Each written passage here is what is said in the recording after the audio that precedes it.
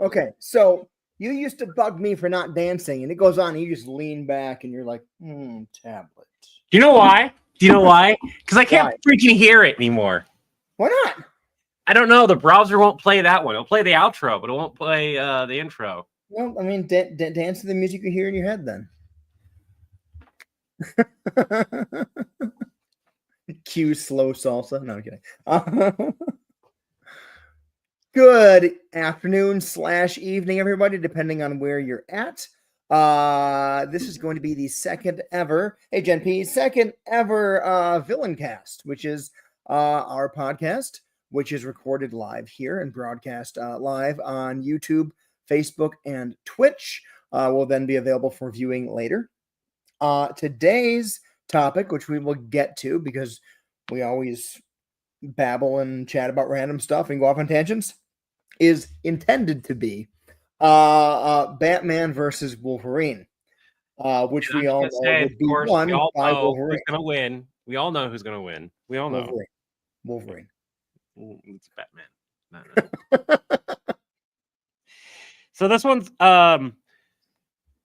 we got some strong opinions about this one, but here are the rules to this. There's so many ifs and situationals with this matchup. There is. This one's probably going to be easier than Toph versus the Daleks, if I'm going to be honest. And the reason behind that is because there's evidence for each characters of which one who could win without even having to delve into their alternate universes. So we don't need to do Ultimate Batman or Ultimate this generalized Batman, generalized Wolverine. These two characters have been around freaking forever. And so there is so much information. And both of us know a lot. If we pretty much what I was saying, yeah. Yeah, but it depends on who has the strongest plot armor at the time, because both of them have some insane plot armor. As an example for Wolverine, and then Chris will give an example for me for Batman. Wolverine getting yeeted into the sun, but somehow still freaking surviving. What? Batman being given prep time, and according to that, being able to apparently defeat anyone with enough prep time and the appropriate materials and resources. So, according to that, Batman could beat Galactus if he had the prep time to get the stuff needed to beat Galactus. I hate the fact I know the example. I'm sure there is. It's just like, no, I mean, like, you could do a Batman, you like search Batman versus Galactus real quick. I'm sure it's happened. The thing is, like, Batman's plot armor is he's a billionaire. He's a billionaire, and he can get anything he needs in advance of the fight to be prepared to win the fight based on what he needs. Just for the record, so that no one listening thinks that we're hating on either of these characters, I am a huge, I have, or at least own several things of Batman in the past. I don't own as much Wolverine stuff, but I do have a couple Wolverine things as well. I love both these characters. They're both very dear to my heart, especially in Wolverine's version. It would be like the 90s cartoon Wolverine, when they were like at the professor school and stuff like that. The one that they did a remake with that they totally ruined. Wolverine might be my favorite comic book character. And I'll be honest, I'm not a big Batman fan. I never have been. Yeah. No, that's understandable. I don't hate Batman. I recognize that he's useful and he's super strategic and he's got his uses.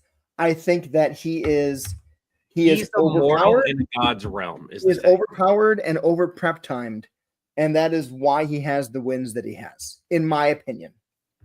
He's immortal in a God's realm, given God's power through sheer will alone. That said, a win is a win. That is correct. Now, here's another thing. We do not do. Like, we listen to a lot of canon stuff. We do. When we do our videos, we look at what is canon, what is not, what is going to piss off people too much. Like, there are times that here's a perfect example. Every Doctor Who that we have done to date has something in it that's going to piss off a Doctor Who fan. Usually mind you, by design, sometimes not completely. Sometimes it's an accidental that I just go, you know what? That's not going to make them too angry, but it is going to piss them off a little bit. But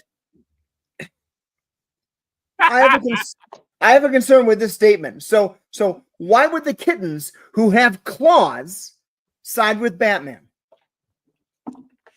Because of Damien and the pets and everything, I guess. Batman's more of a dog guy. That's what gets me. You see him drawn with a lot of cats, but he's known to be more of a dog guy. Yeah. If there's zero prep time and it's just Batman versus Wolverine in a brawl, I'm gonna say this: if it's Batman Wolverine in a Batman's normal dying 97 out of 100 times. Well, here's the thing. You said brawl, not fight to the death. Wolverine's not fighting to the death. Neither is Batman. Both of them have some severe rules against that, especially with Wolverine against normal people. He will straight up take the beating because he doesn't want to be that responsible. That is the worst timing ever. Did you get your chores done? I'm gonna give you an hour, okay? All right, bye. For those listening, we are both parents and cannot control when our children, and I'm doing air quotes, need us. Or when they actually need us. Okay, so let me amend that statement. If it's a fight to the death in a bar and Batman gets no prep time, Wolverine wins. Yeah, okay. I'm not even gonna argue that because, like, Batman doesn't need prep time so much as needs to know his opponent. But here's the thing: if he knows his opponent, if Wolverine knows the opponent, at that point there's prep time. The thing about Wolverine is Wolverine gets prep time and he goes, "I'm gonna stab it." There's that too. And Wolverine's greatest enemy is honestly overthinking things. And this is a good point here too. Batman's got to figure out how to hit Wolverine without breaking his hand on the metal skeleton, the metal endoskeleton underneath, especially in the face where the bones are that close to the skin.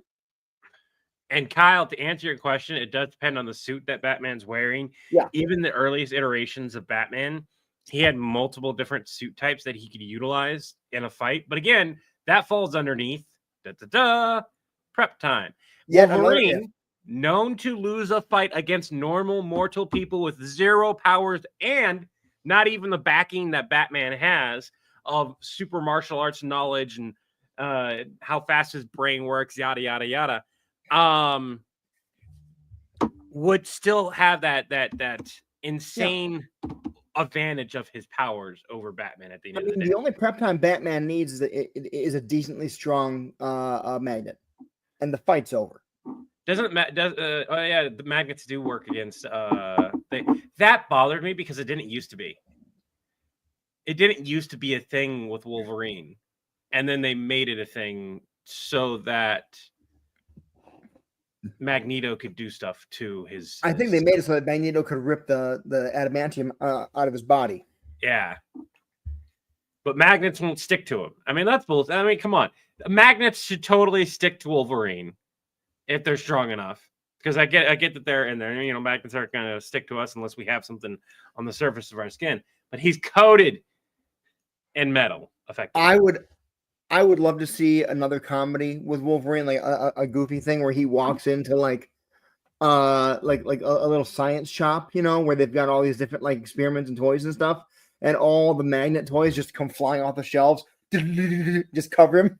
You're right, yeah. And he look at the shopkeeper. He's like, "Hey, bub, what's this?" This is where villain support animated would shine. The little things that in our head that would not fit any type of normal style for us, just have a quick 15-second animation thing would be so hilarious. Yeah, I agree. All right, so we have to make some ground rules about how this fight's going to go down. Okay. So we're going to do minimum prep time. Wolverine and Batman know each other, and it is canon that they technically know each other, so that's fine. Wolverine and Batman know each other. Wolverine and Batman, have they fought each other before and know each other that well, or they just know of each other? Are we asking the audience to establish what our ground rules are? Yeah, let's do that. Okay. Because, like, I know who would win in a no holds bar fight without prep time and everything. We agree that, like, there's no way. That's just Right. It's ridiculous. I love Batman a lot, but Wolverine's gonna slice and dice. And I could argue the point that Batman would somehow survive for a while, but the point is that he may be able to survive for a while. Unless he's finding a way to end that fight verbally, he's not winning the fight. Right.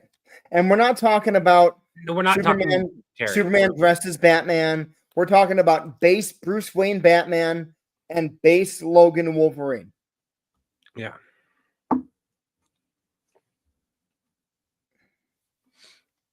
So, regular bats. I'd say Patch knows Bruce. Peacemaker told me things about you. We need a baseline of how well. So Batman so Logan knows more about Batman. That doesn't make sense, I'll be honest. And I want to make it equal across the board. If we're going to do something, we want to know how much.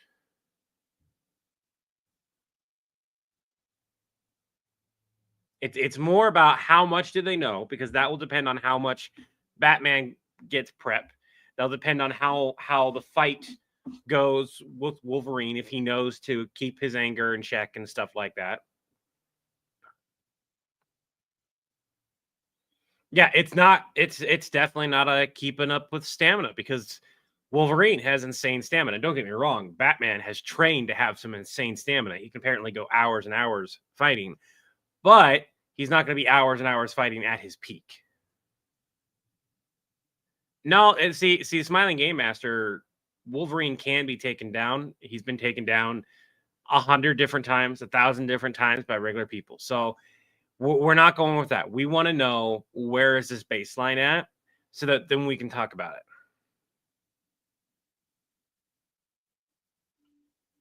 Okay. What is the baseline knowledge? Does Batman know about Logan's healing factor and how strong that healing factor is? Or does he only know that Logan has a healing factor? Okay.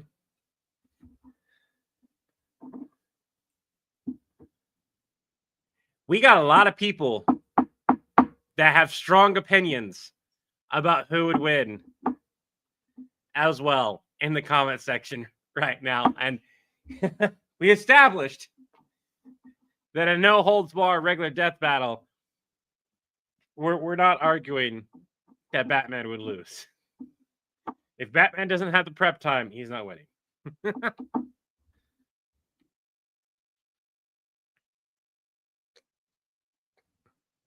Why would he have high damage tolerance, assuming? If he may not know healing factor, like we need to know. How drunk is Wolverine? Again, Wolverine doesn't stay drunk, so it doesn't matter. Yeah, it can be very bad. Goku versus Superman, yeah. So you have to have a baseline. Like we're talking about somebody who can arguably non-ridiculous version still survive a nuclear blast as long as they're not in the drop zone. Okay? Versus somebody who can survive a nuclear blast if they know it's coming and they're not in the drop zone. Possibly even if they're in the drop zone, they had enough time to prepare. It's a very stupidly ridiculous thing, because it both relies on some insane plot armor. So we're trying to strip away some of that plot armor.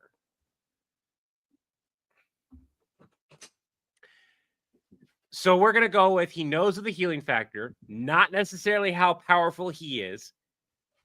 Does he know of the adamantium skeleton? He would also be aware. Okay, so he knows Wolverine. Let's boil it down to that. He knows Wolverine. He knows Wolverine's power. And I'm going to hate to say it, the moment he knows of the healing factor, Batman is not going to stop his research there. So Batman knows Wolverine well. That's what we're going with.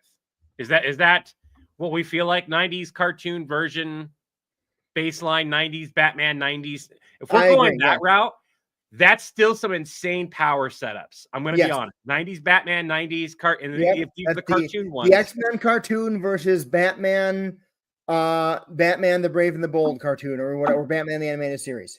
Sorry about the animated series. I had our lawn guy is here, and I had to make sure that the back door was closed. And my kid surprised me with a cheese tortilla. Yeah, Batman the Animated. Oh my God, that is an insane Batman to be fun. Okay, here's how this goes. Batman the Animated Series versus Wolverine. I am going to be on Batman's side. Chris is going to be on Wolverine's side. We're going to argue our points and why we think they would win. And then the audience is going to vote yes or no. And then if we feel so inclined, if we got some inspiration, maybe we should do a video, a nice funny video. Now, remember, traditional, we don't go with we go with what's goofiest and what's funniest. At the end of the day, when we go to make the video, we'll scrap whatever we need to make a goofy, funny video. So, do you need to pull up any research or anything for 90s cartoon Wolverine? Oh, I'm sure that I do, because I'll be honest. Like, being someone who is not a huge fan of Batman and never has been, I don't know much about him outside of I've always been like, eh. Okay, so why is this so dark? Hold on. What we'll do is, as we need to, we'll double check to make sure our information that we're relaying to each other is correct.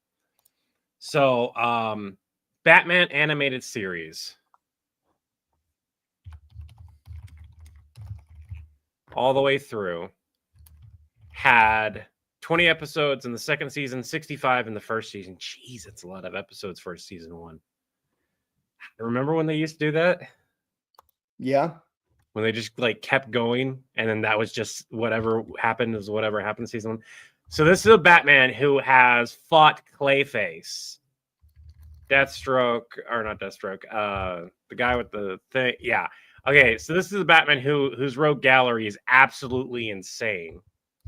And are we doing a fight to the death, or just a fight to whoever passed? Like, if it's a fight to the death, I'm going to be honest, it's still going to be handed off to Wolverine.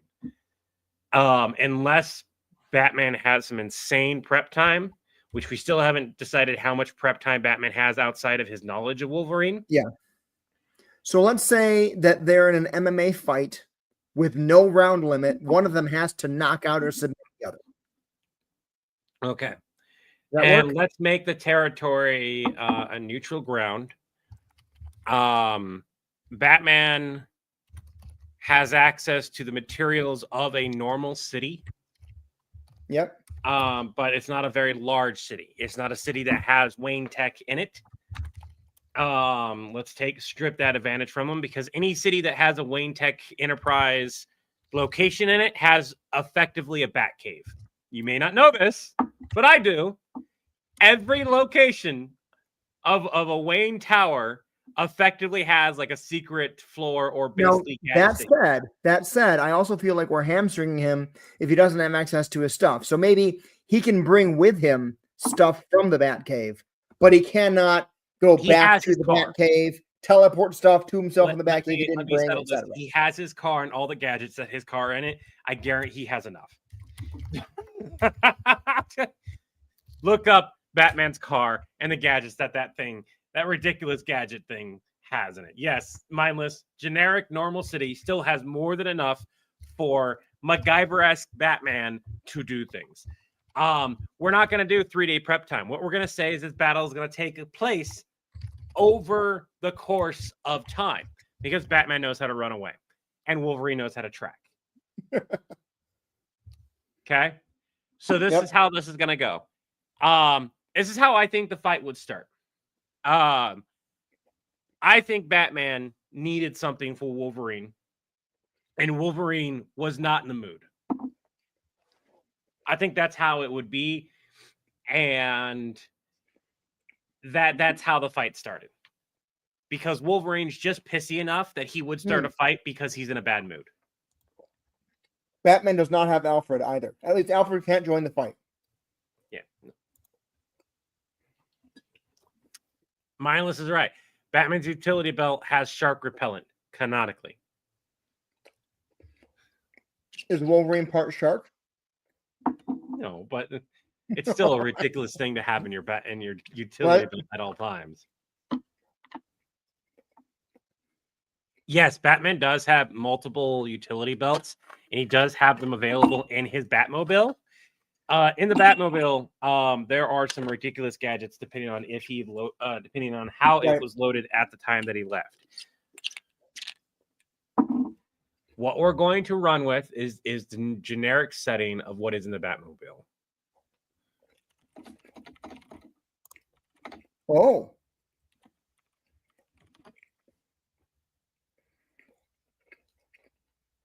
Levi? Yeah. You have a response to this? Well, which one? The comment. Sherwin's comment. The shark. He kept canonically he kept it in his bat belt in the belt. So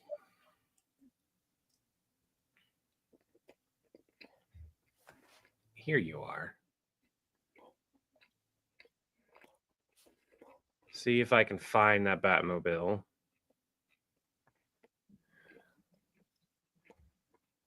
Going to live.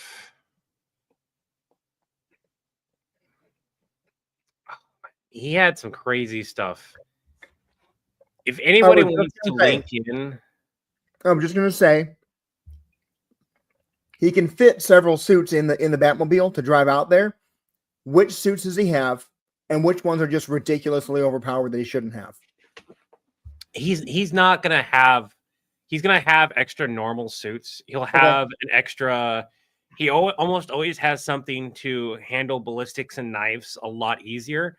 But this adamantium that we're talking about, it slices through damn near anything. But if Batman has access to that same material, I guarantee you he has a bat suit that has like Kevlar version adamantium in it. If he knows he's going to deal with Wolverine, he's going to have that suit. He's not going to have a backup of that suit. He's going to have a suit. So that means if that suit gets shredded, which it will, let's be honest, over the course of the fight, it would get shredded. He would need to improvise and take care of it. He wouldn't have a flight suit so much as a glide suit. He would have his normal grapplers. He wouldn't have any for sure weapons. He would have tasers, darts, tranks. So he's going to have what he needs to effectively take Wolverine down and out, but he's not going to have it as a sustained fight. So this is where Batman is going to struggle. Batman is going to struggle the longer the fight takes. So how do we do this, Chris? Batman's prepped and ready to go grab Wolverine for help, but also because it's Batman, he knows that it could go wrong, just not horribly wrong. So and that is what happens. It goes horribly wrong. But the question here is if they're seeking to incapacitate their opponent, right? Not to kill. A kill doesn't result in a loss, but it also is not the result we're looking for. We need to consider a couple things. One, are they starting like showdown at the OK Corral style, 40 paces apart on the street, and we say go? Or is it, hey, Batman, Wolverine was in a bar, and Batman, your opponent is somewhere in this city. Go find them and incapacitate them. No, this is how it would start, and I can see the call starting this way. You want to get Wolverine's help? I mean, sure, he's probably at a bar in some random city. You need me to track? No, you don't. You don't need me to track him down. You're just too damn lazy to track him down. You're already on your way to him, aren't you? You're lying to me. You're just humoring me, Bats. You know what? This is not okay. Nick, you know what? I'm going to call Wolverine and let him know that you're on your way. That's what I'm going to do. Good. Good. All right, fine. Okay, so Wolverine knows Batman's coming. Yeah. He's in a bar, and Wolverine knows Batman's coming to ask for help, and Wolverine doesn't want anything to do with anyone. But Batman being Batman doesn't want to take no for an answer. Batman not taking no for an answer against the superpowered being means that Batman's going to immediately try to go for the knockout. Yes. So here's how this plays out. Wolverine gets knocked out. That's the way it works. Well, Batman's gonna, I hate to say it, but Batman's got some insane plot armor with stealth to the point to where Wolverine doesn't actually smell or hear him. This has been a thing. I would greatly challenge that. Okay, hear me out. Wolverine has had this happen to him multiple times. He's at a bar getting drunk. If he knows Batman's on his way, and his body metabolizes the alcohol really fast, which is why he drinks so much. Wolverine knows that Batman's on his way to talk to him. Not that Batman's just going to knock him out and drag him with and be like, you need to help me deal with this situation. And Batman in the 90s cartoon has done that exact thing where he'll just, look, you're responsible for this. You're going to take care of it. So then the fight starts when Wolverine wakes up. Yep. And Wolverine wakes up in Batman's car because Batman is a little bit overconfident as well. So we are in the middle of the city, away from where he was originally picked up, and wakes up in the car. Batman has to eject because Wolverine gets pissed and is blind rage. Okay? So the car is probably not going to get destroyed. It's not going to blow up. We're not going to say that. It makes no sense to have the car blow up. But the car is not usable. Not usable with its normal gadgets, only the gadget it has on board. Right. So it's more used as a mobile strategic point for Batman to swing back to, which also means it's also a weakness for bats. But that also gives Batman an area to come back and fight to finish the fight. Yeah. So we've now established that Batman has an area, Wolverine has an area that they both know that they're both going to wind up back at eventually. Batman is now running. Batman knows not to face Wolverine unchallenged in a basic suit that can withstand a few hits from his claws and his utility belt. So now he's gonna he knows what city he's in because he knows where he's at almost always. So now he's gonna go to the location to MacGyver himself some stuff to knock Wolverine out. That means he's gonna go to one of 3 locations in a normal city. He's gonna find a pharmacy, a zoo, or zoo-like a vet clinic, something like that. Or straight up like the legitimate hospital, like one of those 3 areas. That is one of the 3 areas that Wolverine is going to go to.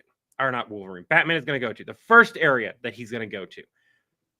Does Wolverine track him immediately to one of those areas? And which area does he track him to? Wolverine is going... So here's what I think Wolverine would do. Wolverine would still be pissed, but the blind rage would have passed because Batman ran away. Now he's looking for him.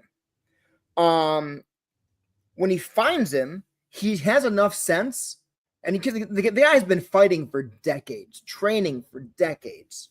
He's longer than Bruce Wayne's been alive. So that said, the saying is that Wolverine has forgotten more than anyone will ever know and has no patience to learn it again. But here's the thing. So if he gets to a building and figures out Batman's in the building, he's smart enough to know just charging in by myself against the guy that knocked me out earlier in the bar is probably not the best option, because if he could sneak up on me there, he could sneak up on me here. So he's probably not going to charge into the pharmacy or the zoo or the different places he said, but he will stake it out and figure out the quickest way to get in to give himself an advantage. But when he sees Batman, that rage is going to come back a little bit. And that rage is always his weakness. Always has been, always will be. But it's also his strength. Mm-hmm. Against somebody like Batman, let's be honest, his rage is a massive weakness. Hunting Mode Enraged. Hunting Mode Enraged is probably the best version of Wolverine that you're going to get because he has enough sense to back away from a fight and try to think things through at least a little bit.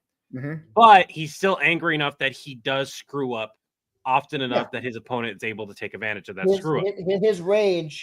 His rage is both what makes him so deadly and dangerous, but also what makes him susceptible and vulnerable.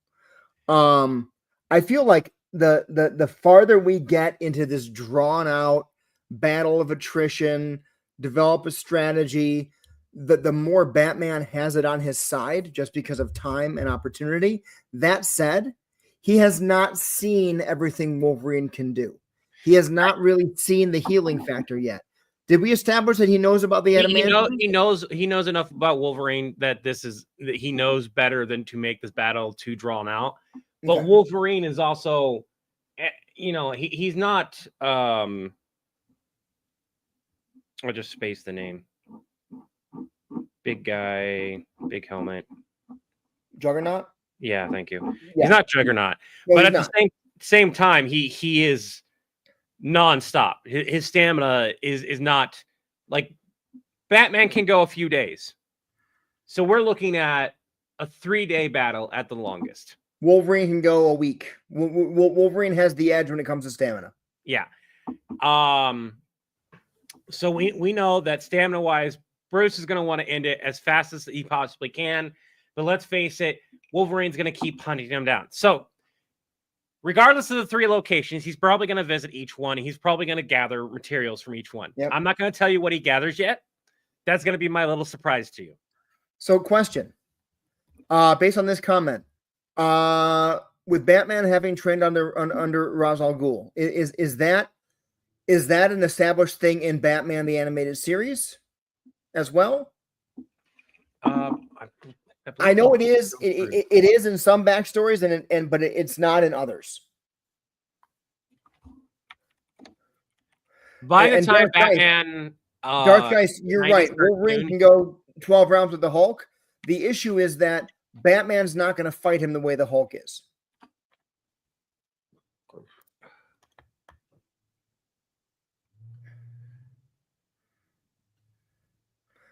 I don't believe that he had Ra's al Ghul, because Ra's al Ghul was just a villain in Batman the Animated Series, I thought.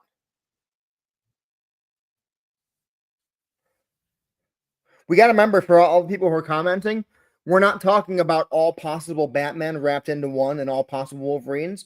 We're talking about Batman the Animated Series, Batman versus X-Men the cartoon Wolverine. Batman would survive. Batman has enough training to survive a drawn-out battle with Ra's al Ghul. No. He may not have trained it, but he does have the fighting style necessary. So Batman has the training to overpower martial arts wise against Wolverine. Bay Panda. We established this earlier in the live to like set some rules in place, because otherwise we're talking every version of each of these characters, including the overpowered ones, and it just gets ridiculous. Am I allowed to do a dig at a much larger channel? Sure. Okay. We're not Death Battle here. We're not. This isn't pure just rage bait and opinion. We gave ourselves ground rules, proper ones, and we're sticking to them. The title of this episode, by the way, is Wolverine Wins in the End. No, I'm just kidding. So here's how the drawn out battle goes. From each location, Batman disappears to, goes to the next one. We know that Wolverine's gonna calm down enough to realize that he's getting led by the nose and probably not continue to follow. Yeah. Wolverine will at some point, we established this earlier on, just go back to the point to where he knows Batman's going to show up, which is Batman's car, out in the middle of a slightly out of the city outlines, because it's the most convenient location, of course, just like the cartoons and the shows would have done, because otherwise it would draw the attention of all the authorities. Right. Now, we know that Wolverine, animated series Wolverine, spent time in Japan. Yep. We know that he has arguably samurai and ninja training, or similar-ish to those things. Yep. And while Batman has training in similar arts, with Wolverine's ability, even though Wolverine weighs like 350 pounds because of the adamantium, he's extremely light-footed and can move silently. Yes. Wolverine can move silently. He did get trained to be a Ronin. If he wants to move silently, he can. He just chooses not to a lot. Batman takes that to the extreme and can erase his presence. Here's the thing. Wolverine has the advantage on Batman if Wolverine is in hunt mode. The biggest advantage here is that Batman ran first. Batman isn't going to stay at any location long enough if he knows he's getting hunted. Wolverine isn't going to risk a drawn-out battle where other people could get hurt, and knows Batman isn't going to do that. Right. But he is still tracking him down up to, I would say, the hospital. The hospital, he knows he would not even bother going in. There's too many disadvantages for Wolverine in a hospital. Yep. And not to mention, I feel like there's big magnets like MRI machines. And I feel like Batman, Bruce Wayne, would make that the last stop. Is that agreed in the chat that would probably be Batman's last stop? The hospital? Yeah. I feel like that's going to be the last stop that Bruce Wayne would make before heading back to the Batmobile for the quote-unquote battle. And it's been a couple days at this point. No. Batman doesn't have any adamantium stuff. He has a suit that is been tattered throughout the days. It's still going to hold up, but he doesn't have access to a spare suit that has adamantium line Kevlar in it. So, you know, and remember that this suit, here's the thing, is not nearly as strong as Wolverine's pure claws. It's strong enough to take a couple of hits, but it's still getting teared and torn over time. If Batman is not enough to hamper his fight, because he's been constantly running. Outside of the point to where he gets some time to rest when Wolverine's like, okay, I'm going to wait for you over here. Which Batman would take advantage of, do the monk sleep bullshit that he does. Again, I love Batman. I do. But being able to just sit and do a half rest and have a full rest advantage. Right.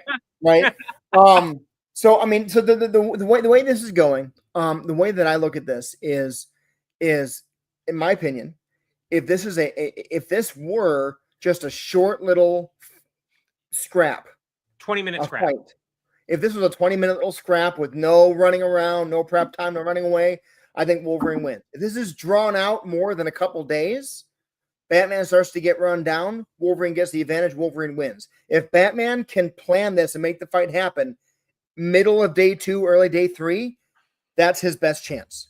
Yes. And I think that's even on the second one, that's still a coin flip in my opinion. Mm-hmm. And the reason being is that, like, you have somebody who's trained to go for days on end and still fight at the best that they possibly can. They're not going to fight, and let's be honest, they're not going to fight as best as they could have on a full night's rest. But they're still arguably a really deadly opponent for Wolverine. Right. More so if they still have something to slow or hinder Wolverine. And let's face it, Batman would have had something in his utility belt that would have at least hindered Wolverine and gave Batman a fighting chance. I'm not going to say it's going to cut things even. So here's how it goes. Battle 1, 20 minutes, Wolverine wins. Battle 2, coin toss. It could literally be either one of them. Yep. It's been a few days. Both of them don't want to do this fight anymore. Both of them know each other. Both of them know that neither one's really a villain. Doesn't want to. But they both also know that neither one can walk away. Yeah. So that's a coin toss because they both have abilities that could rival the other in some fashion, and make the fighting even. Number 3, Batman has the advantage of prep time, regardless of how it was established. If he's going and hopping to different locations, grabbing the stuff to help hinder. Maybe he took parts from the MRI, which would be incredibly, incredibly stupid in a reality setting. But it is something that we have seen in the comics, in the movies, in the fucking do stuff like that. Yeah. Batman is like superhero MacGyver. Yeah. In which case, Wolverine may think that he's not running into a trap, but come to find out he's now strapped, utilizing using the battery from the Batmobile to run the MRI machine's magnet, and now Wolverine's essentially just stuck there and like gets dosed with tranquilizers to kill an elephant. I guess and we're not going to get this deep into it, but we would need to establish, we would need to establish what kind of battery the Batmobile has. Can it actually power the magnet from an MRI machine, etc.? The 90s Batmobile had rockets on it. It can power. Oh, I know. I don't know. So I almost brought in a different thing, but I don't believe in the animated series that Wolverine survived a nuke. The Batmobile is nuclear. No, it's not. It's. I think he's got about 30 seconds to a minute of that magnet, but that would be more than enough time to give Wolverine. So he's got to catch him and dose him up and hope it's enough. Yep. And let's say it's like, I guarantee you he's got enough dosage. I guarantee you Wolverine's going to get caught in the trap.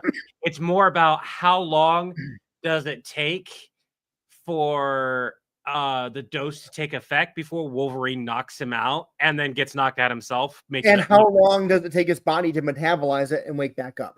And at this point, Bruce would probably go overcautious and give him probably a little bit too much. He's not going to die. He now knows Wolverine isn't going to die from it. So elephant tranks in the cartoon and in the live action were enough to knock Wolverine out for, I think it was a few minutes, to then turn around and give him what was it? A continuous dose is what it was.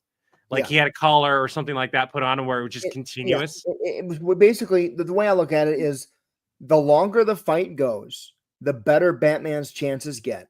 Yep. As long as he's able to survive the first few brutal exchanges.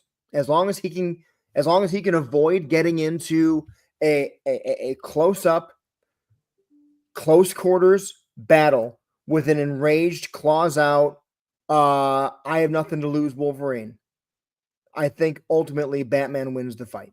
Turbine engine, that's what it was. Jet wins the battle. Even when we first talked about this, if we're talking like we said, the discussions on this are so difficult because there's so many conditions and guidelines and everything else that you have to put in place to figure it out. And if we were to tweak any of this and say that they were out in the country with no access to a pharmacy and a hospital, and they just have the land, that changes everything. It does. Like, let's say it's just the land. At that point, you've got Batman effectively on the run. Do I think Batman would be able to get away? Absolutely. Batman's trained just as much as Wolverine. The difference is that Wolverine doesn't have to sleep.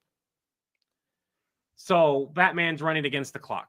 Do I think Batman, if they're far enough away from civilization, do I think Batman would get away? No, but I also don't think Batman would get killed, because he would run away long enough for Wolverine to calm down, grab bats, throw him in a cave, have him tied up, and be like, "Hey, Bruce, what the fuck, man?" Yeah, right.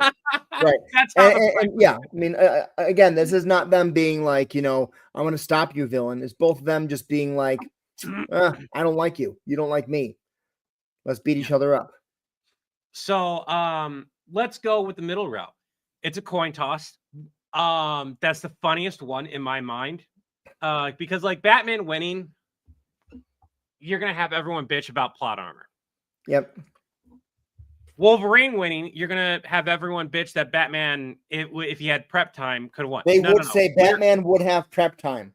Batman is a master at giving himself prep time, even when he doesn't have prep time. But this is like Bill and Ted with access to the time machine stuff, where would have, could have, will, like when Ted is like, crap, where are my dad's keys? Oh, well, let's just find them and then come back in time to 4 minutes ago and put them here. Like, that's the kind of logic people get into with these arguments about Batman versus stuff. Is let's talk about Batman has not had the opportunity to plan ahead with any of this. He has not scouted out the pharmacy. He has not scouted out the hospital. He has not set stuff up beforehand. He can only utilize what is there when he gets there, and none of it is to his advantage. Do you want to know something, Trevor? So did Batman. Google it. Batman beat Lobo a lot. I hate to say this, but this is the point that we're making here, is that it's a ridiculous. Both of these characters have some insane weaknesses. Oh, this is just Batman Wolverine, no reinforcements. correct. Yeah, Yeah. I'm gonna be honest. If it had reinforcements, it would be bad on both sides. You'd probably have Batman and Wolverine trying to calm down the reinforcements. Exactly. I mean, because you'd have Rogue show up, you'd have Superman show up, you'd have probably Sentinel being in there. All the Richards and Summers families show up, including Cable and frickin' the other one who can control reality. And it's just, you got the ghost guy from the DC taking over body. No, it's a ridiculous battle. We're not doing that. If you guys thought the Onslaught battle from the 90s was bad when Onslaught took on the whole Marvel universe, that has nothing on this. No. All right, so this is what it boils down to. The funniest version that's going to be, in the most one that I can see us having fun with, is a coin toss, where Levi and John are actually upset that it didn't wind up into a full-blown brawl. Yeah. That is going to be the funniest one. And the best end to make a video with, right?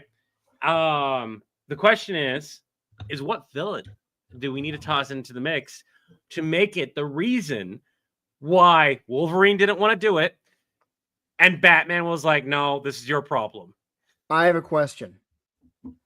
When it comes to Amalgam Comics, this is a question for fans more so. Is Dark Claw the result of the fusion dance or the Potara earrings? Or would Dark Claw be in the DBZ universe? I'm gonna say no to Joker, to anyone saying Joker, Deadpool. So I'm just curious if Batman and Wolverine did the fusion dance and it happened to work where they were, would that make Dark Claw or would that make somebody else? And if not, would the Potara earrings do that? Because it would be fun in our video to have them fighting some very, very powerful villain and have them do the fusion dance and fuse into Dark Claw.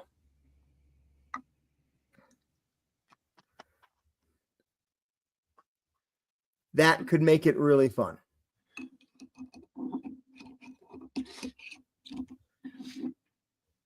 I think it would be more along the lines of that would have to be something that's drawn out, because where do they get the ability? That one guy that is Dark Claw in Amalgam Comics was a crossover collab between Marvel and DC, mixing their top characters. What would the mistake dances be? Batman with inflatable claws. Something non-science based with lots of bad luck would be funny. All right, so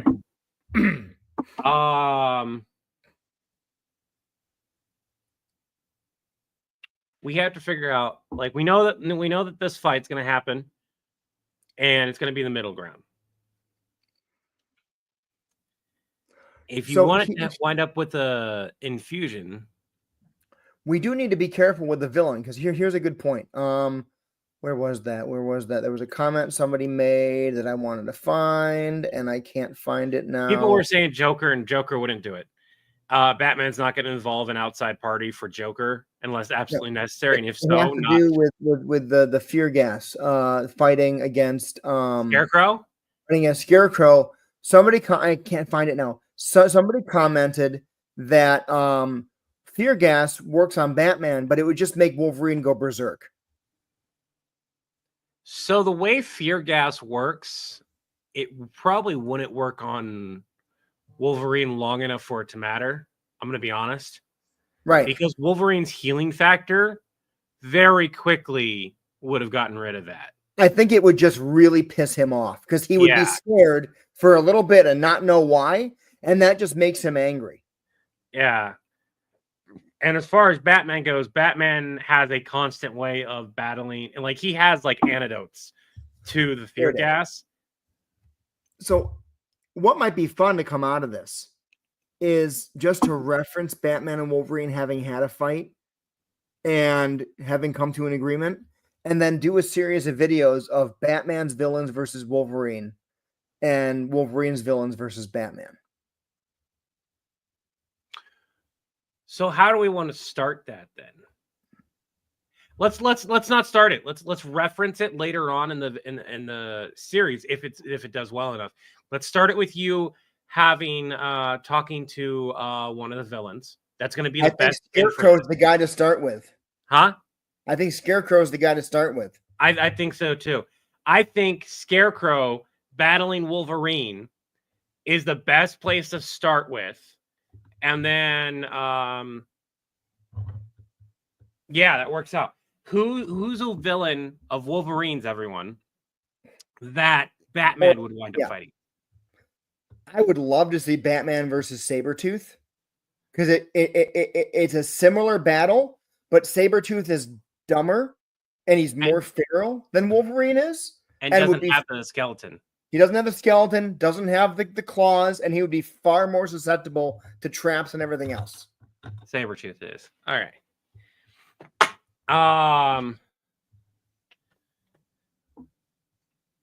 So I don't.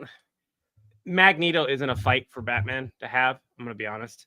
Magneto is the type of fight that Batman would go to somebody else and be like, "Go take care of this problem." Yeah. hey, there's this guy who's basically a god, and I haven't figured out how to prep time with no metal.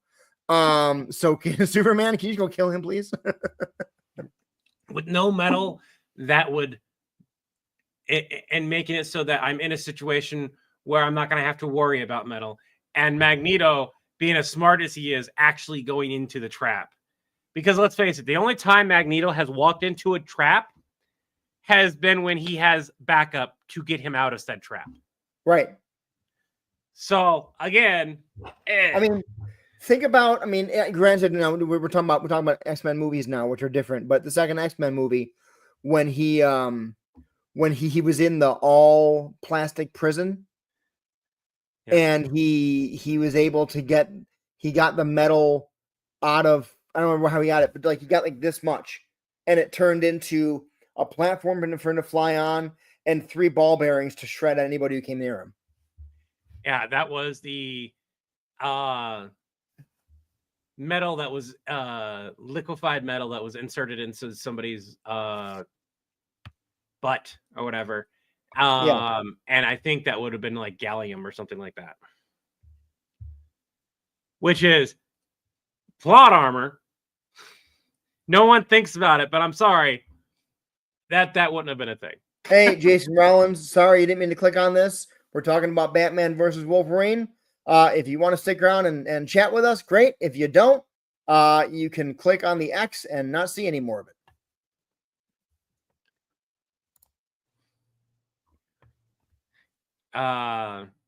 We're figuring out a script. Okay, so and Chris will probably take notes because he's better at taking notes than I am when it comes to this stuff. So here's how it goes down. If the first video does well, we'll have time to tell the story of the fight and that kind of things and why this stuff happened. First fight is Wolverine versus Scarecrow. Second fight is Batman versus Sabretooth. Very quickly, me and John would have figured out like this is odd. I don't think it would be a full-on click moment until Wolverine just took on another rogues gallery, though. I'll be honest. I think it'd be fun to have the Wolverine versus Batman fight end similarly to how the Wolverine versus Deadpool fight ended in Deadpool versus Wolverine, with them both kind of like just completely wiped and maybe laying there and being like, So who's someone you fight you have trouble with? Just like getting to know each other. I think that would be the funniest thing. In fact, I think that's the way to go. And be like, yes, that's perfect. Just have Levi making the conversation with the two of them on the phone, on speakerphone. So we maybe have to have this voice at the end. I don't know. And be like, hey, John, I figured out why Wolverine's going after Batman's gallery and vice versa. Huh? Yeah, why? So apparently Batman needed a little bit of help and Wolverine didn't want to do it. And you just go, ah. But that or maybe I just go, how long did they fight for? and you go, it lasted 4 days, so they both got tired of it and decided to talk. Yeah. I think that's the best way. It's a 30-second conversation at most that references the fight versus trying to do the fight. Second Wolverine fight is Bane. Okay. There you go. Yeah. All right. That's when it clicks that this is not normal. It's one thing for Batman to go after Sabretooth and for Wolverine to go after Scarecrow on accident because of whatever reason. It's another for Wolverine to go after Scarecrow and then Bane. And then you go, hey, Levi, can you figure out who Batman might be going after right now? In which case, who does Batman go after? That John and Levi go, they swap Rose Gallery. They swap the galleries. They're screwing with their villains. And again, it cannot be Magneto because there's just no way. It needs to be somebody realistic that Batman would go after and not have somebody else. Silver Samurai. I can see that one. Would it be fun to see Wolverine versus Ra's al Ghul, or is that just broken? Immortality versus healing factor? Google that real quick before you continue that. Yep. I already know that that's a thing. Toph versus Magneto? That's a good video. Toph versus Magneto? Yeah, it is.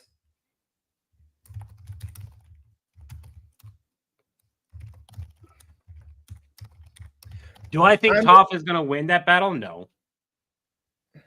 Because the difference between Toph's ability to metal bend and Magneto's ability to metal bend is Magneto doesn't bend metal.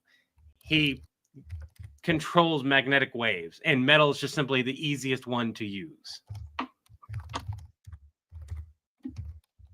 And Toph could arguably break the asteroids apart and redirect them, arguably, but still Toph isn't winning that battle because the difference is the pure metal versus the non-pure metals. The moment Magneto realizes that all he has to do is purify the metal, Toph is going to lose because Magneto can very quickly go funk, pure metal. Oliver Trask. No.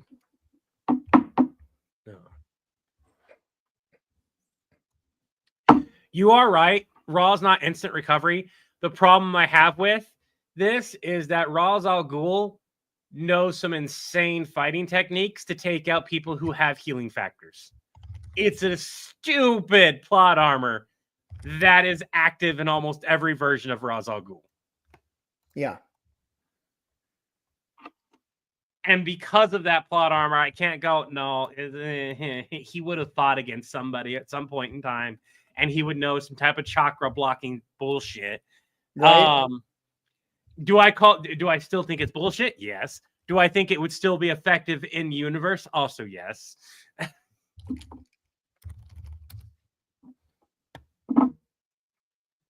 I love the fact that this is now creating ideas for us to reference and make into videos.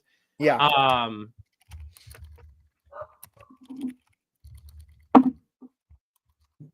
Versus Sabretooth. Yeah, it's Wolverine versus the DC universe and Batman versus the Marvel universe. Ooh, Wolverine versus Poison Ivy would be a good matchup, I think.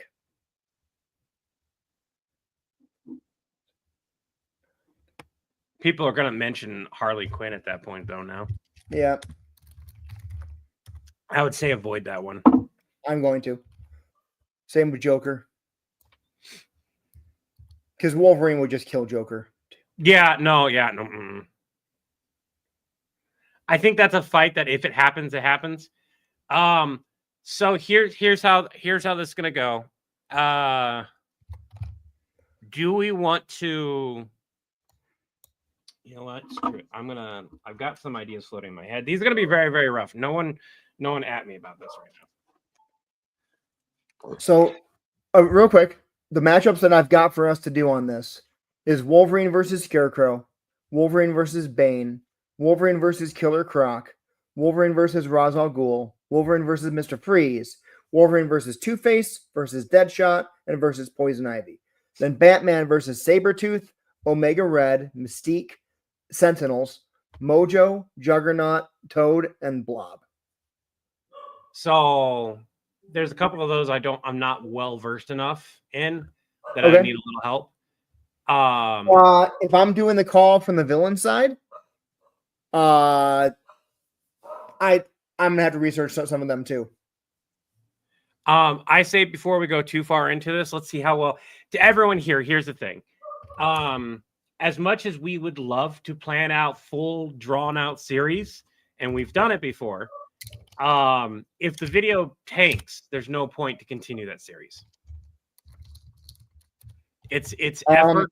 If 2 or 3 videos tank. True. The example to this is I've done videos that are niche videos, mind you, that I take into account that, like, look, it needs to get like 5,000 views. It's a ridiculously low number to get to, a low threshold. But if it doesn't make that threshold in a couple of days, it's not a video that I want to put my time and effort into. Yeah. What sucks about this is, and I've had this happen, a year or 2 later or whatever, all of a sudden that video takes off and it's like, I have no idea what to do with the video. Yeah. It really sucks that it didn't take off when I knew what to do with it. So HCP 3169, we came up with that video earlier today. We've been thinking about trying to figure out what to do for April Fool's Day video, because in previous years we've done things about getting cease and desist letters from major studios, or me just being done with it and quitting, et cetera, et cetera. And we were like thinking about it. We didn't have anything. And then I was like, ooh, what if John and Levi play an April Fool's joke on Nappa, but Nappa doesn't know what the hell April Fool's Day is? Because he's in space. To everyone here, do you guys want to know the one that Chris wanted to do? Initially? Yeah. You guys want to know? Chris was trying to think of a way for us to do an April Fool's video where me and him got mad at each other and separated and no longer were going to work with each other. And I was like, the only way that's going to work is if we do it sincerely, and that's going to scare way too many people. And then the second idea we had was Ali, his spouse, doing a normal joke like that. Yeah. Not a divorce.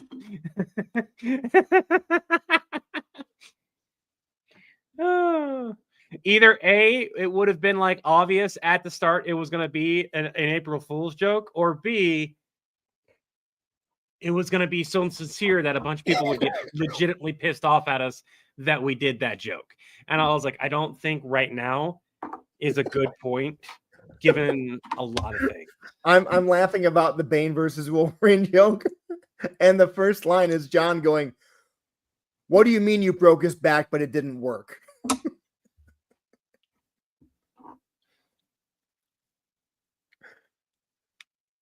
Or I tried to break his back and I broke my kneecap.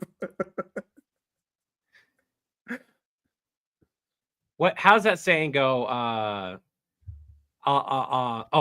It has to be, I blew his back out. That's what it's got to be. What it's got to be. But I took my knees out, and you just go, I don't need to know that information. This is not, I don't know what kind of call center you think you called into. That's what it's got to be. That's what it's got to be, Chris. Yeah, Bane, man, I don't give that kind of advice. This is not that kind of call center. Okay.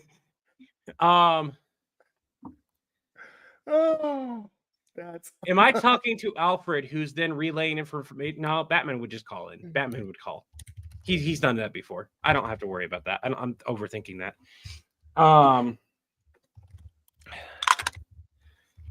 I think we need to get Popo to voice Bane for that video. Just that one line. Just starting it.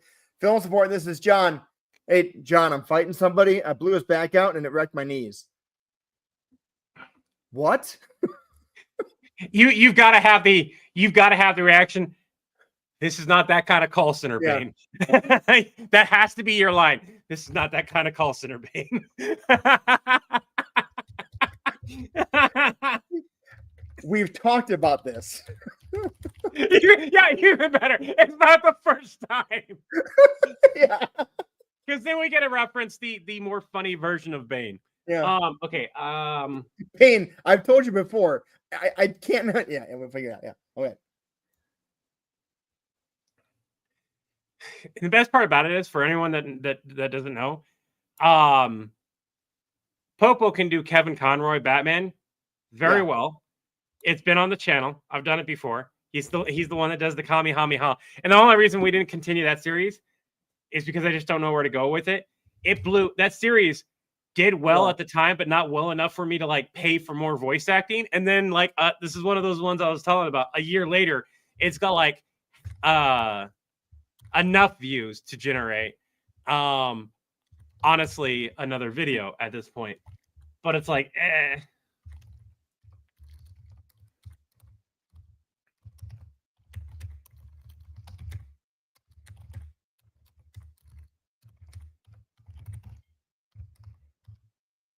You know what we honestly should do?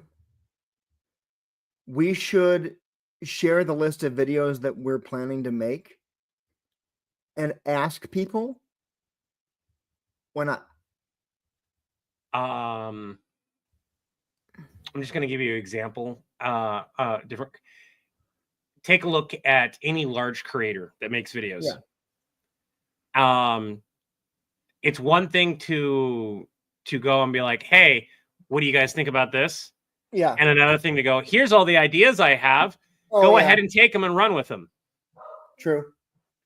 Because there are those like that. There are all those slime balls who will go, ooh, I'll make that first. Yep. And then instead of us having fun with it and interacting with our audience afterwards, we are now getting called sleazebags for doing the video in the first place. Right. I hate that. And to everyone here, I know you guys want to do that. I know the active audience isn't going to do that. It's not the active audience that I have hesitations about. It's the same reason why we don't want to do Patreon, because and I shared this with Chris because it happened just recently to somebody who has like 5 million followers, who has an insanely good community, and somebody went and stole their video from Patreon, uploaded it, and they had to fight with YouTube and Facebook, and I think they lost the battle with Facebook. I gotta. My dogs are going nuts. I'm gonna make sure nothing's wrong. I'll be right back. All right. And so that's the reason why we don't do Patreon and uploading videos on there before we upload anywhere else, because it's just not worth it. Fourth Wall is really nice too. It's Patreon has a lot of integrations, but Fourth Wall has all those things built in. Like, you want to do a merch shop, go there. Patreon, you get a link to go to the merch shop, and then you have to integrate it versus just being able to have the person just click and get the discount immediately. All right, Grog. I hope your spouse feels better. Hey, Joe. Mark, what? I have no idea. As I'll say, one of the things that I appreciate. Yeah, they're just barking at the lawn guy. Sorry. Transparency. Yeah, that's the biggest thing, is that like me and Chris a long time ago saw people who were much larger who didn't want to share the fun, is the basic gist. Yeah. And it wasn't just me who saw it and then shared it with Chris. It was Chris who saw it and was like, I don't want to work with this guy. Both me and Chris have come across people who were like, nope. And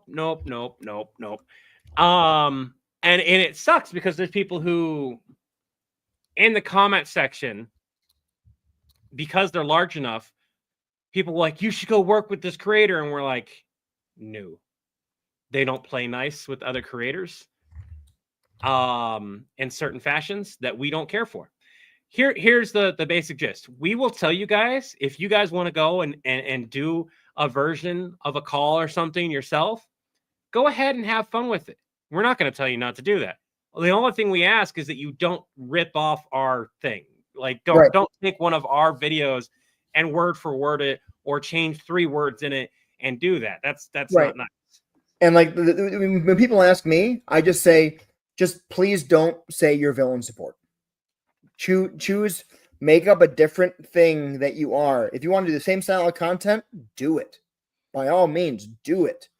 We don't own this content. We don't own this style of content at all. But it would be no different than someone being like, I want to write a sitcom, and then writing an episode of Friends they thought should have existed and publishing it as a show called Friends. Yeah.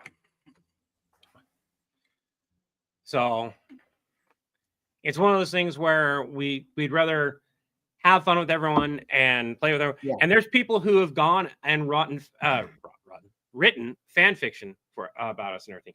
I think I have an idea, but it is super, super quick. It is not a very long video currently. So I'm going to run with this to everyone. It's been a while. I'm trying to get back into the improv stuff. So we're just going to run with this. I'm going to leave. I don't need a mute. I need a mute over here.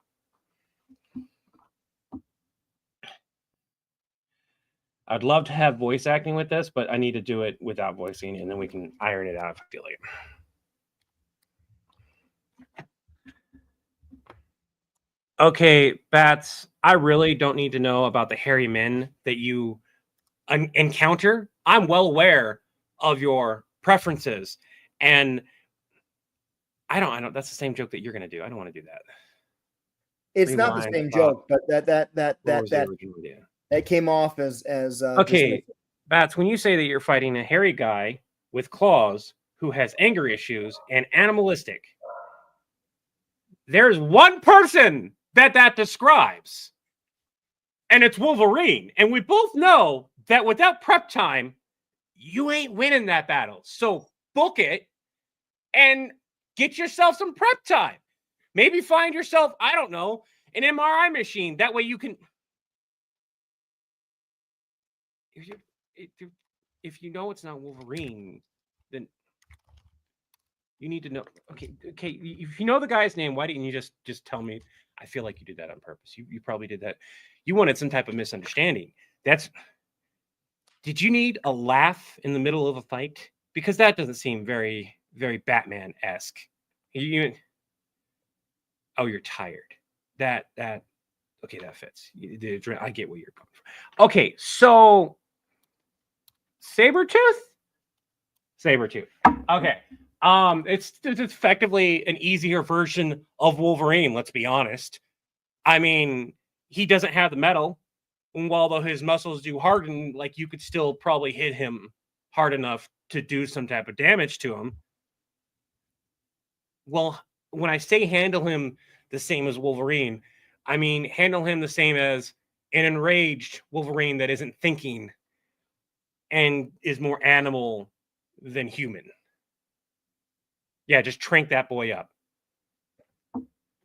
No, his healing factor is very similar to Wolverine's. Whatever you think to give him, triple it. Honestly, I think that's the call.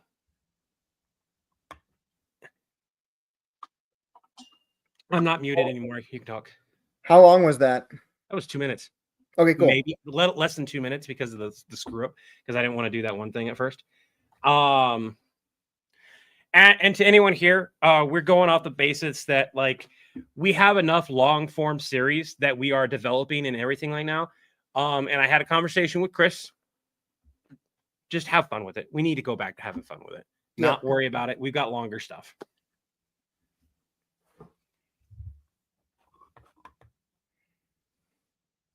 Not when he's fighting, though. When Sabretooth is fighting, on average, he's not as smart. Like, you guys can argue it in the comment section if you guys want to.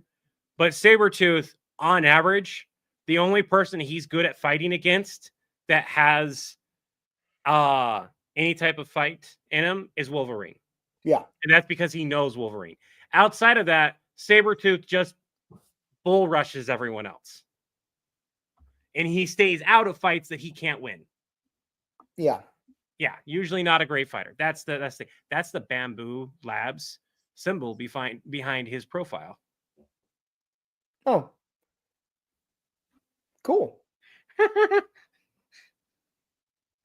But I'm gonna look at that skit real quick. See how I like it. I think I kind of like that. I'm gonna check real quick and see how the video from today is doing, the April Fool's video. How many Hot Pockets did Mama get? I don't know. Why does it smell in here? Yeah. Smell like it probably smells like the pond. We live next to the pond. We live next to a pond that isn't very cleaned very often, so A not very good smelling pond. not very good smelling pond. I might find some stuff that like we can dump in the pond that we won't get yelled at about. Yeah. To kind of help clean up the algae and stuff. Like a new. I'm gonna go ahead and probably grab some mosquito stuff that's okay to put in and dump and throw that in there, just so that we don't have to deal with a mosquito problem. But it's not on our property is the only thing. It's city stuff, so it's really hard to do that without getting in trouble. I don't know. It's whatever dinner. It's whatever. Yeah. Okay. You want to make yourself the pizza? You can go make yourself the pizza. Don't burn the pizza. Don't burn the house down. Can't promise. Oh. I hope you promise. I don't want to. I have a question. Huh. First thing is, Give me a minute, guys. Microwave.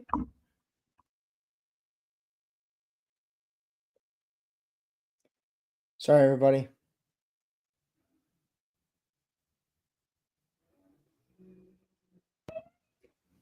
Just 1 second here.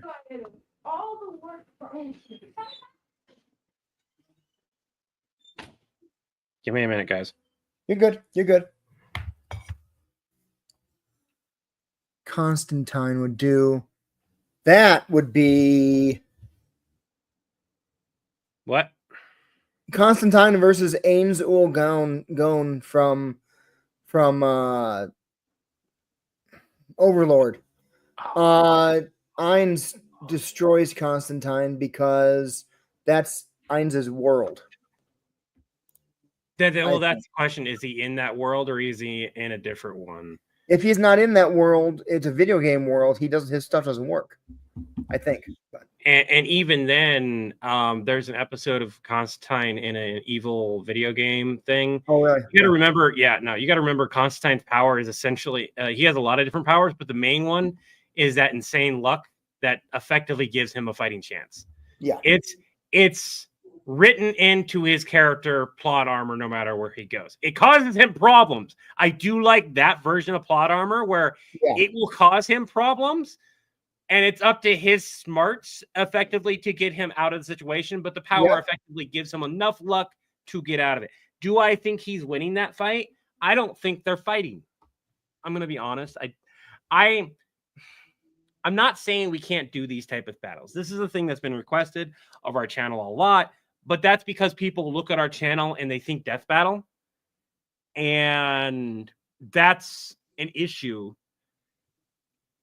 that we are not currently set up to do that style of thing. And I think, again, this is where an animated version of our channel, which we are currently trying to figure out how to do. We've got some stuff in the pipeline, and we're probably going to make some videos later on down the line, shooting out and asking for some help. Celebrity deathmatch, it's still the same vein of those deathmatch type battles. Right.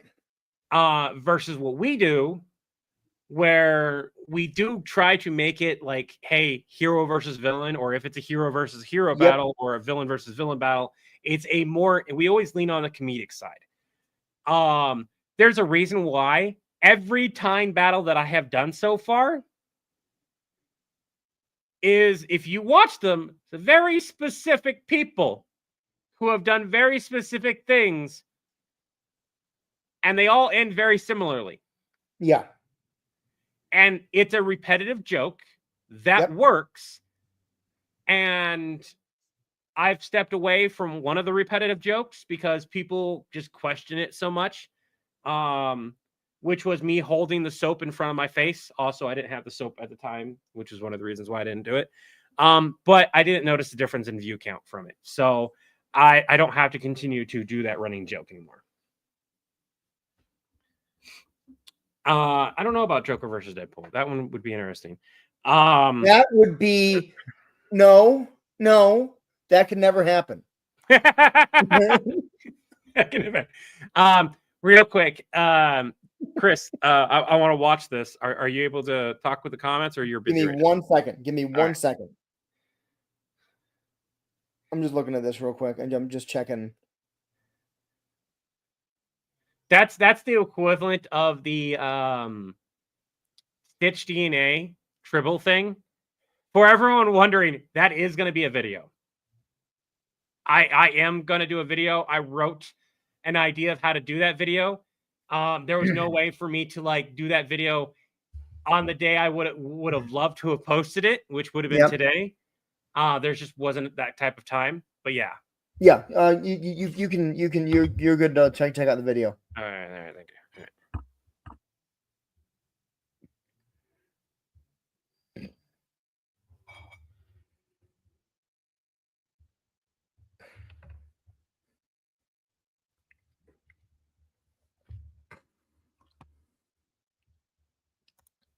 You're 100% correct. Joker versus Deadpool is either chaotic hilarity or Deadpool kills him immediately. He wouldn't stop laughing, John. He wouldn't stop laughing. Now he's done laughing.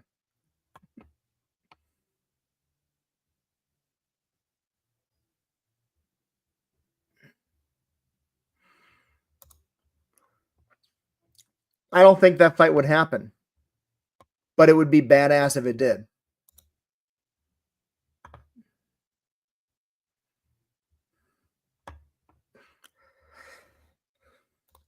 Yeah, you did, Trevor Davis. You heard that right.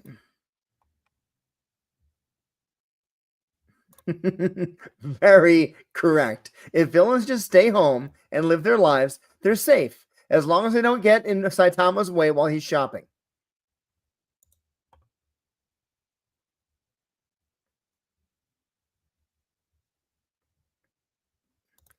It's a good point.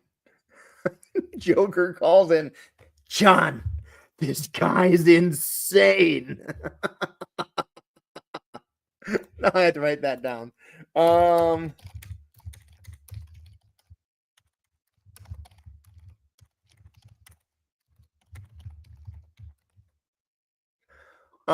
Yeah, that's actually a really good angle.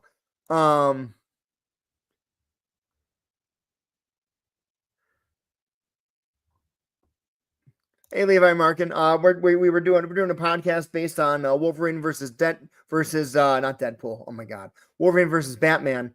Now we're working on what kind of videos would come out of that after Wolverine and Batman stopped fighting and decided to start fighting their respective rogues galleries. Worked out really well, actually. Levi, you missed this. You missed this. For whatever reason, it looks like yeah. Do you hear me? Yeah, I can hear you now. So this comment is fantastic.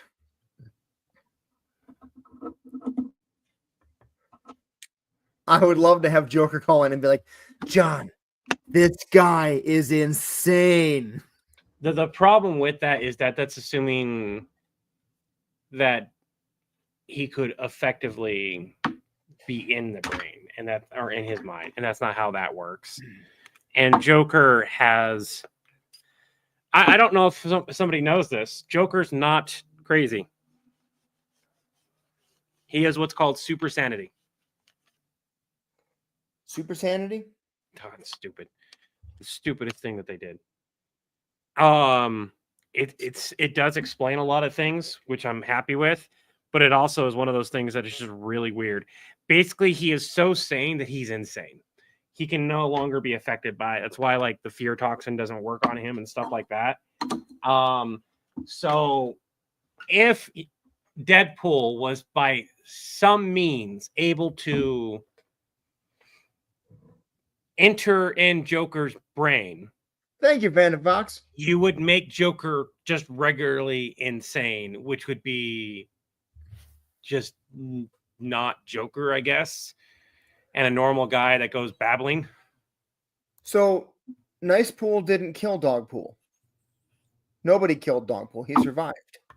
I guess I'm For confused. whatever reason, my phone updated, and it has been weird as of late when it goes. To What I would like to do with the Joker versus Deadpool, then is instead of insanity, Joker calls in and he's just talking. John's like, "You're not laughing as much as you usually laugh," and he's like, "Yeah, I met somebody, and I'm kind of freaked out." Something to that effect. I'm just like, Deadpool is so concerning to Joker with his mental state, and he's just like, I don't know how to handle this. I think that's definitely a call that you could do. I would have you've seen the new Batman or Harley Quinn show or whatever it is, right? No, don't have Max. Yeah, neither do I. But that would definitely be a way that you could run with on that.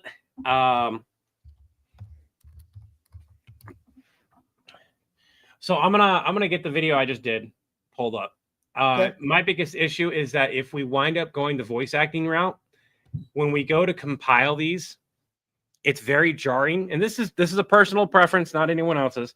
So you guys can let me know what you guys think. When we go to compile these into a story, if this does well enough, if they're not all voice acted, it's very weird to go from one call that's voice acted to one call that's not voice acted. And there is not enough time for some of my reactions to have like a decent type of voice acting in there. I would have to refilm this, and that's fine. I can refilm. Would has it ever been established that Joker has broken the fourth wall? Is he aware of the audience? I think there was one, but let me check.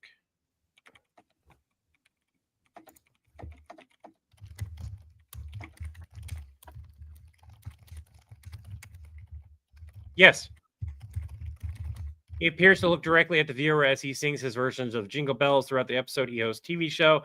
Yeah, so he has he doesn't believe that he's a comic character, but what it is he imagines fans looking at him constantly. So it's not necessarily the fourth wall so much as him going, I'm always the center of attention. Somebody is always watching me. Yeah. So he just pretends, and I think that would be hilarious. That's your in. If you go, did Deadpool tell you about the fourth wall? And he goes, John, what's the fourth wall? Joker goes, he talks to the pretend people that I imagine. Yeah, they're not pretend, they're not pretend people, Joker. What? And then you can be like, did you just tell Joker about the audience? Don't do that. Have you read the script I came up with for the Stitch video? Yes, but I need to reread it because I was half asleep when I read it. Yeah. So there's a section of it that we need to go over. I'll tell you what, that's a different live stream. That's something I want to finish off of it. John, he's stealing my bit. The jokes, the murder, the unpredictable flair. That's my shtick. Yes, there you go. The audience hates it. And then you go, wait, did he tell you about the fourth wall? And Levi can be like, yeah. It has to have a clip of Levi trying to wave you down. Once Joker realizes that Deadpool is funnier than him, less predictable than him, more violent than him, and is loved by the audience in a more meta way than he ever will be, he's going to start losing his fucking shit. Excuse my language. I love the idea of Levi overhearing the conversation, not on a phone call, and trying to wave you down to stop you from talking about the fourth wall, but it's too late, and Levi's just go, wait until the call's over to get in a conversation with Levi after that point. And then the call ends, and then Levi goes, Joker doesn't know about the fourth wall. And you go, certainly sound like he did. Or I go, you mean Joker didn't know about the fourth wall? And yes, that's how it goes. And Levi just goes, God damn it, John. Don't play tenses with me. Oh. I love so people who were here last night while we wrote the script to Stitch, who got to see the creative process of chaoticness that is my process. Yeah. Especially because it kept getting interrupted by kiddos. Can I have one thing from you real quick? Do you guys want to do a quick dry read of that script, everyone? Yeah, let's do that. Because the main thing is I do need to time how long that is so I can like figure out if I need to break up the monotony of that script in a couple different type of videos and still have all the information that needs to be halved in there. You is that in Levi to do or in script links? That's in script links because that's the first draft. So I wanted to save the script somewhere safe. This is Stitch versus the Borg. Yeah, I got it. Okay. Yeah, so you can just skip all the way down to the scene of Levi walking in because that's the part of the script that gets heavy with like exposition and stuff. Yeah. There's still enough funny things to happen in there, but it's effectively the same thing as the other Stitch video where it needs to have that build up or I need to have something in between. And I recognize that. So I want to see how long it actually winds up being. So let me get to my clock. I'm actually going to add it to a Google sheet so we can both read it off the same screen. Yeah, that works. That's fine. I'll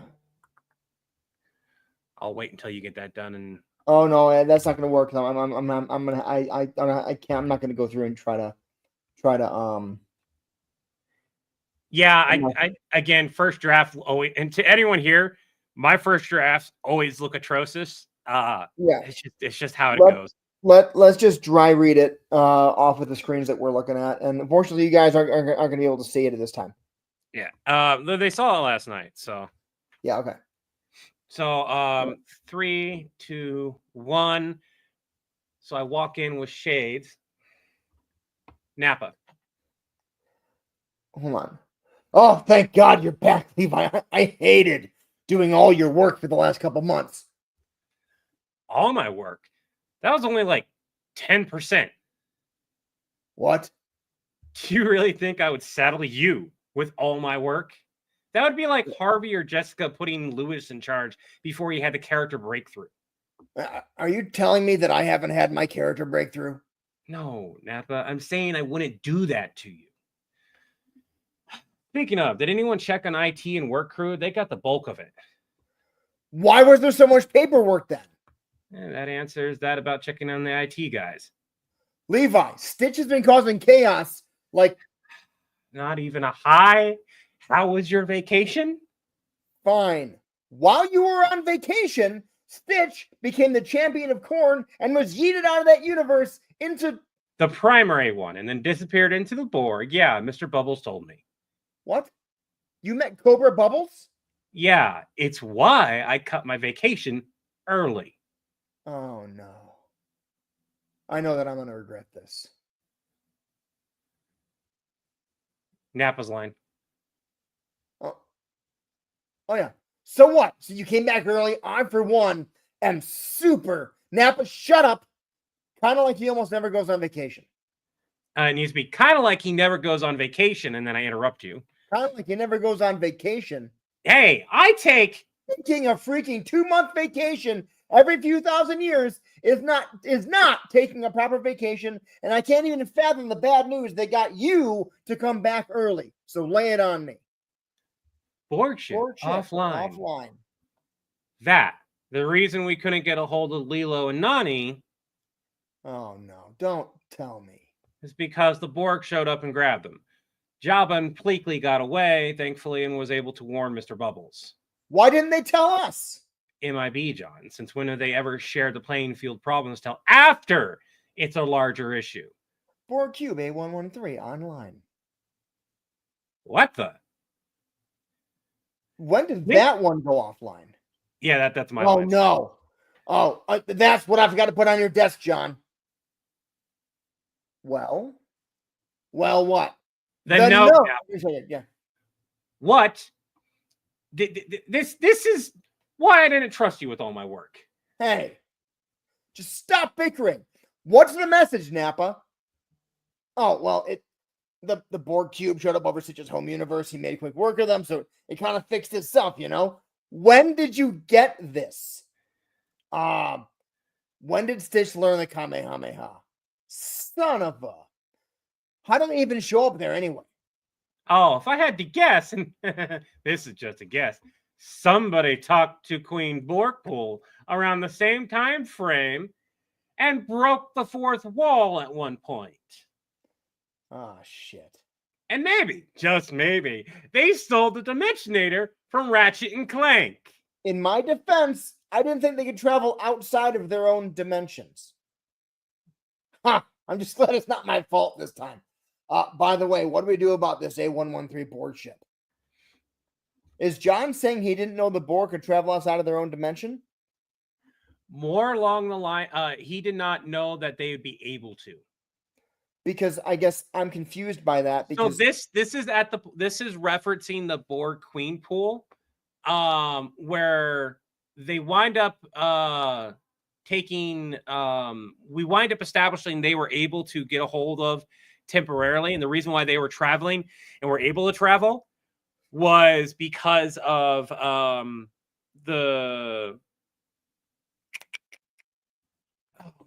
it's lore inside of our own universe. I guess what confuses me is because we had so many Borg videos before Queen Borg pool where it was dimensional shift detected. So we know they can shift dimensions. Yeah, we know that they can shift dimensions because they stole the stuff. Borg Queen Pool was the reason why Borg Queen Pool established the reason why it was. The dimension is establishing a timeline of saying like this is right around that time point. So this is it's going to be weird to say this to anyone watching. It's essentially saying like here is the timeline of when this is happening, of when this stuff did happen. But it also relies on the fact that we don't think too much about like when we get the calls and when we take them. Right. So it's a very offhanded comment that people are going to take the way they want to take it, and I'm okay with that. I don't disagree. My one concern is this. When you or I are confused about a reference to villain support, you can guarantee the audience is going to be confused. It needs to be modified a little bit, that line. I think if you just put any more in that, in my defense, I didn't think they could travel outside of their own dimensions anymore. What if we change it to, in my defense, I thought we put a stop to them traveling outside their own dimension? Yes. That clears all of it up. You're already modifying that in the Google I Doc. can't modify it, but I'm just typing it out later. All right. Do you already have this in a Google Doc? No. All right. I'm gonna put this in a Google Doc real quick because when you paste it in there, it's all one giant paragraph, and you got to figure out where the lines begin and end. Oh, okay. That's the same thing. I pasted it and I went, I'm not doing this right now. I'm just going to do this. And that. There you go. In my defense, I thought we put a stop to them traveling outside their own dimensions. I think that does work better. Yep. So that's roughly 3 minutes. That's not bad. I thought that was going to be way worse. Yeah. That's its own, effectively, that's its own video, and it can be added to just like we did with the 40K. We can build that up and then have that on there. So Stitch versus Borg is not going to be a small skit like I wanted to. So I'm going to edit that part right there. Yeah. That's fine. All I need to do is don't take out the don't drag it out too much. Okay. I'm gonna have to call it relatively soon.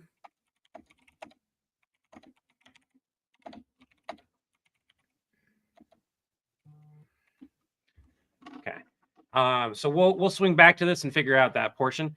Okay. To anyone here, I did make those available in a playlist. If you guys gonna watch them, there are not as many Stitch videos as I thought they were. They just require so much work and chaos was happening at the time. Yep. That I did not realize that I didn't do as many as I thought I did.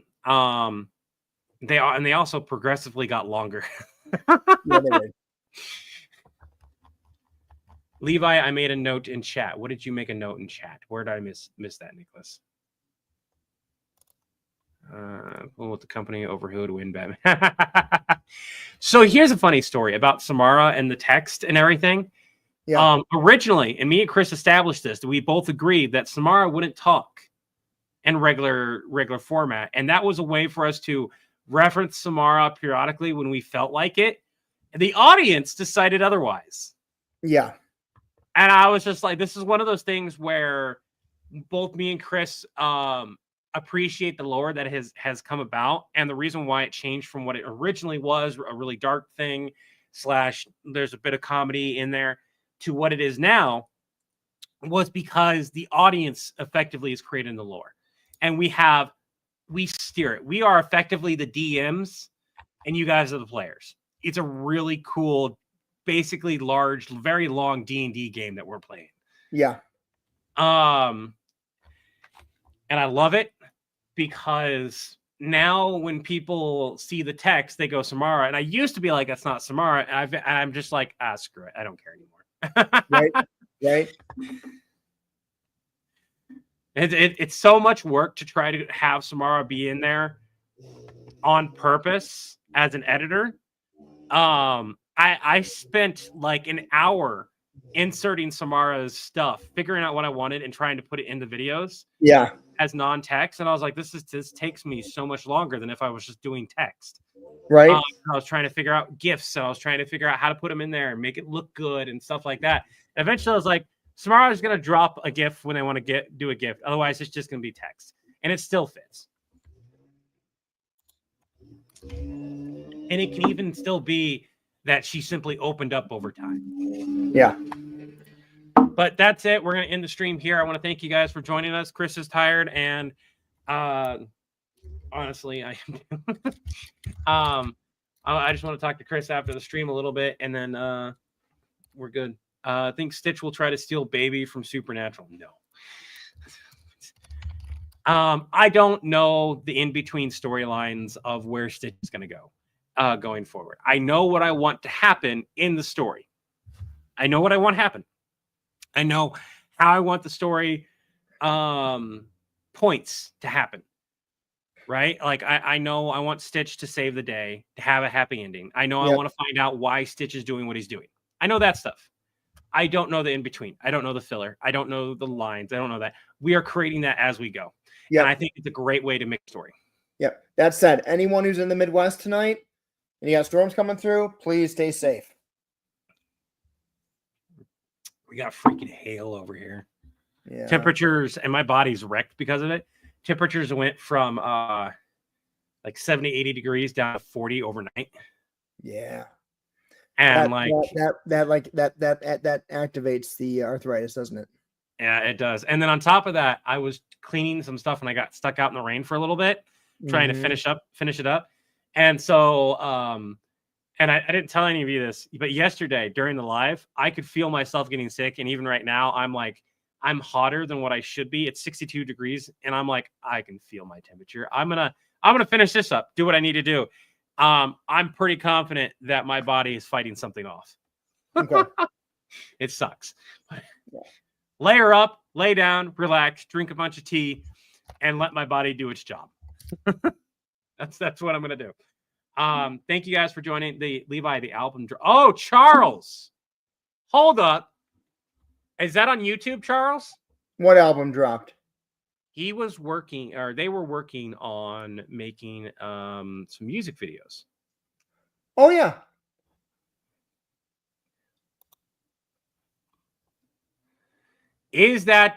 Are we going to get a copyright if we listen to it on the live, Charles? Before I do anything, Spotify and everywhere else, that's cool. Am I going to get a copyright if I strike of some kind? Is it going to be like an automatic thing saying, hey, you listen to this, you can't monetize this?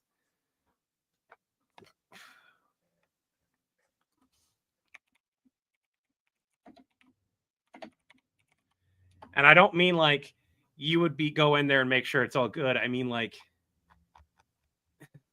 would it be an automatic thing?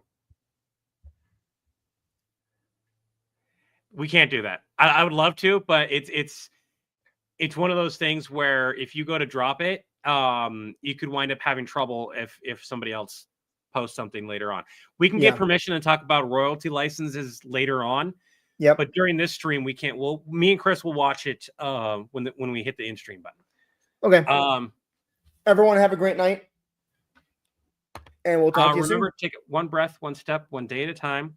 I wish you all peace and mind, serenity, embodying spirit and harmony among others. Until the winds blow your sails my way, have an Acme day. And remember, Have an Acme day is a product of the Acme Corporation. Have an Acme day will retroactively build your account. Have an Acme day. Did it wrong. I said Acme Corporation is a villain, but you know what I meant.